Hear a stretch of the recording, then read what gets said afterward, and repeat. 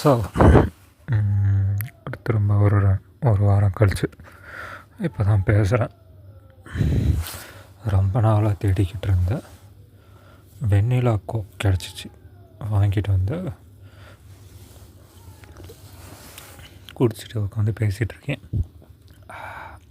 Nice. என்னாச்சு, இன்னும் exam முடியல. கிறுக்கு போட்டு எங்கள் தள்ளி வச்சிட்டாங்க. ஒழுங்காக முடிச்சுட்டு வேறு வேலையை பார்க்க போகலான்னு நினச்சிட்ருந்தேன். இருந்தாலும் போயிட்டேன். வேலைக்கு கிளம்பி போயிட்டேன். திரும்ப போயிட்டு வரும்போது இன்றைக்கி சரியான ஒரு மேஜிக்கில் பாவம். வழக்கமாக ட்ரெயினில் தான் வருவேன். ட்ரெயினில் வந்துட்டுருக்கும் போது ஒரு 2 ஸ்டாப் இருக்கும். அதுக்கு முன்னாடி நின்றுட்டு தான் வந்துட்டுருப்பேன். ஃபுட்போர்டில் தான் வந்துட்டுருப்பேன். திடீர்னு ஒரு ஆள் கீழே விழுந்துட்டாப்புல. பாவம் என்னாச்சுன்னு தெரில.